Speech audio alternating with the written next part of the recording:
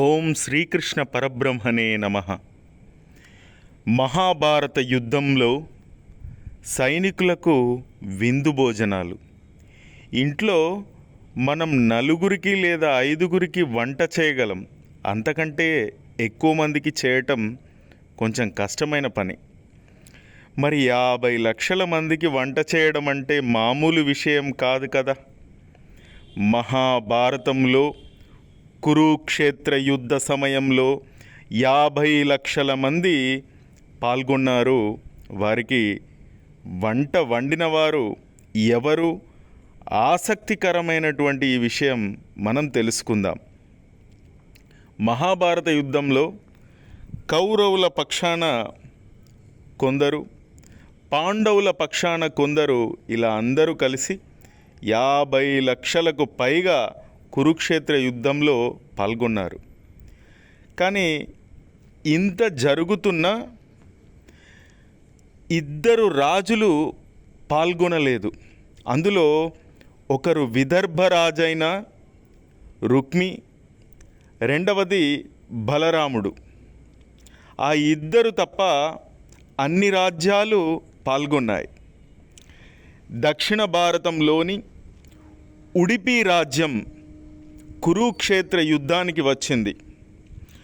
ఉడిపి రాజైనటువంటి నరేషుడు సైన్యాన్ని తీసుకొని యుద్ధ ప్రాంతానికి వెళ్ళినప్పుడు కౌరవులు తమ వైపు నిలబడాలని, మరోవైపు పాండవులు తమ వైపు నిలబడాలని కోరతారు.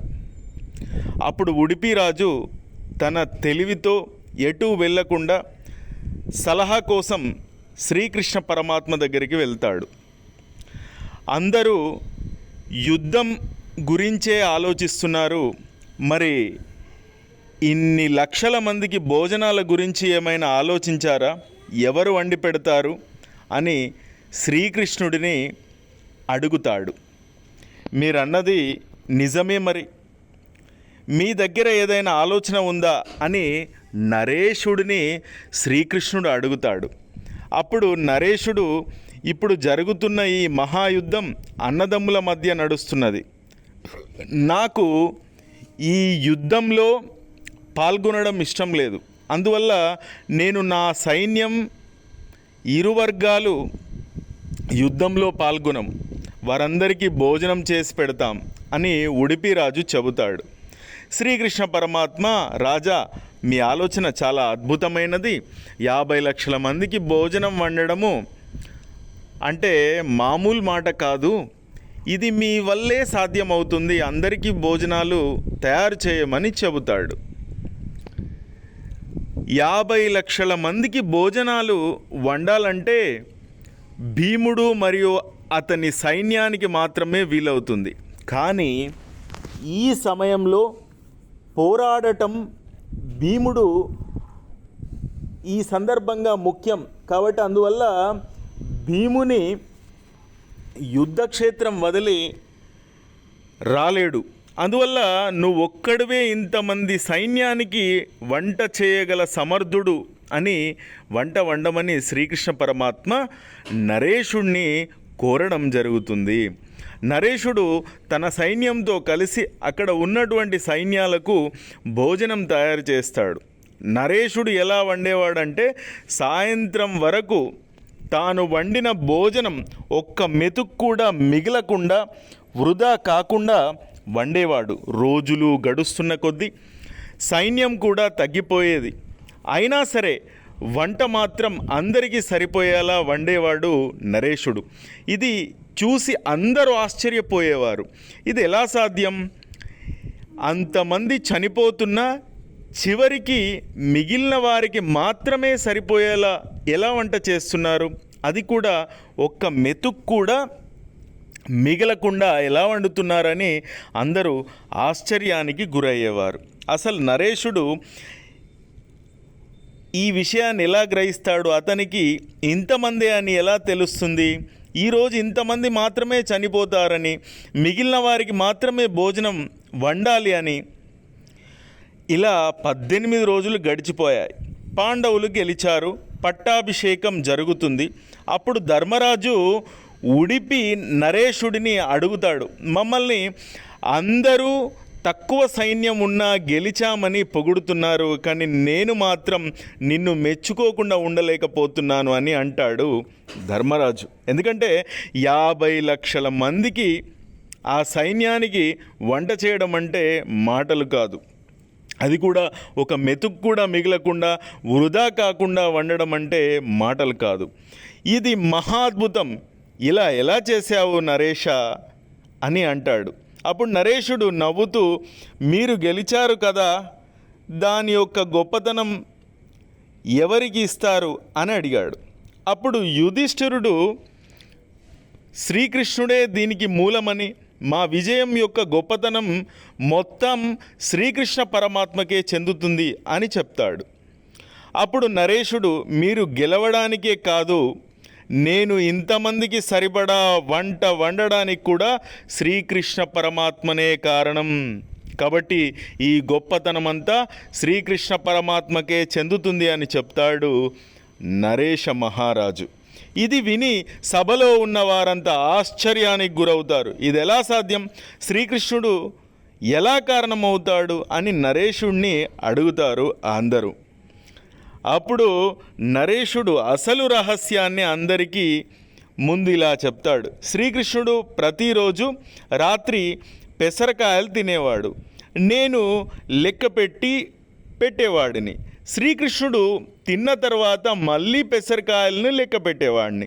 శ్రీకృష్ణ పరమాత్మ ఎన్ని కాయలు అయితే తింటున్నాడో దానికి 1000 రెట్లు సైన్యం చనిపోయేవారు. అంటే శ్రీకృష్ణుడు 50 పెసరకాయలు తింటే దానికి 1000 రెట్లు అంటే 50,000 మంది సైనికులు మరుసటి రోజు యుద్ధంలో చనిపోయేవారు. దీన్ని బట్టి నేను మిగతా వారికి భోజనం వండే వాడిని అని చెప్పాడు నరేషుడు.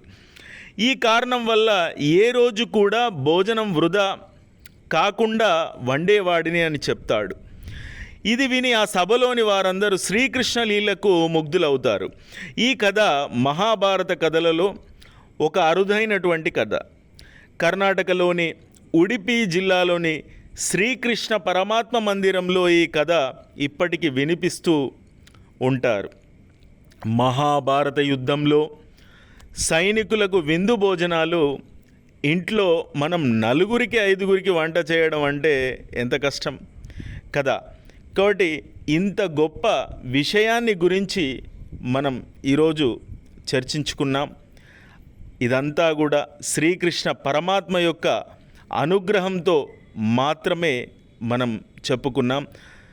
స్వామి అనుగ్రహం అందరికీ సహస్రద శతద ఉండాలని చెప్పేసి మనస్సులో అనుకుంటూ స్వామివారిని స్మరించుకుందాం. ఇది కేవలం ఒక కథ మాత్రమే కాదు, అది శ్రద్ధతో చేసినటువంటి సేవకు మహత్తు అని కూడా మనం గమనిద్దాం. ధర్మం భక్తికి శ్రీకృష్ణ పరమాత్ముడు ఇచ్చేటువంటి ఆదరణ అద్భుతమైనటువంటి భగవద్గతి సూత్రము మరియు ప్రజలతో గల గాఢమైన అనుబంధాన్ని ఈ కథ మనకు సూచిస్తుంది.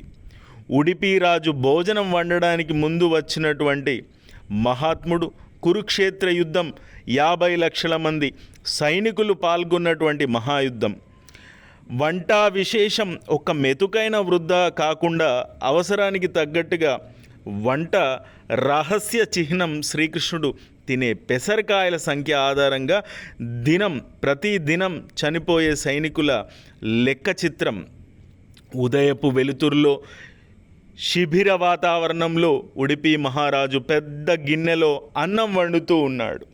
వెనుక భాగంలో వంటలో సహాయపడుతున్న అతని సైన్యం తూర్పు ముఖంగా కూర్చొని ఉన్నటువంటి శ్రీకృష్ణ పరమాత్మ పెసరకాయలు తింటున్నటువంటి దృశ్యం, గోప్యంగా ఆయన తిన్న పెసరకాయల లెక్కను గమనిస్తున్నటువంటి నరేష మహారాజు, అల్లకల్లోల యుద్ధ శబ్దాల మధ్య శాంతంగా భోజనం కోసం కదులుతున్న కొంతమంది సైనికులు.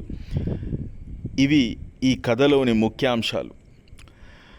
ఉడిపి మహారాజు భోజనం వండడానికి ముందుకు వచ్చినటువంటి మహాత్ముడు. కురుక్షేత్ర యుద్ధం 50 లక్షల సైన్యం, ఆ సైనికులు పాల్గొన్నటువంటి మహాయుద్ధం. వంట విశేషం ఒక్క మెతుకైనా వృధా కాకుండా అవసరానికి తగ్గట్టుగా వంట రహస్య చిహ్నం శ్రీకృష్ణ పరమాత్మ తినే పెసరకాయల సంఖ్య ఆధారంగా ప్రతిదినం చనిపోయేటువంటి సైనికుల లెక్క మామూలు విషయం కాదు. నరేష్ మహారాజు గమనించినటువంటి ఆ గమనం, అది కూడా అతనికి శ్రీకృష్ణ పరమాత్మపై ఉన్నటువంటి భక్తి ద్వారానే అది తెలిసిందని నేను పరిపూర్ణంగా విశ్వసిస్తాను. శ్రీకృష్ణ లీల అత్యంత అద్భుతమైనటువంటి నియంత్రణతో సమయం సంభావ్యతలపై ప్రభావం చూపించినటువంటి శ్రీకృష్ణ పరమాత్మ యొక్క సూత్రనాయకత్వం మహా గొప్పదనే నేను తలుస్తాను. సర్వం శ్రీకృష్ణ పరమాత్మ చరణారవిందార్పణమస్తు. ఓం శ్రీకృష్ణ పరమాత్మనే నమః. శ్రీకృష్ణాయ నమః. ఓం శ్రీకృష్ణాయ నమః.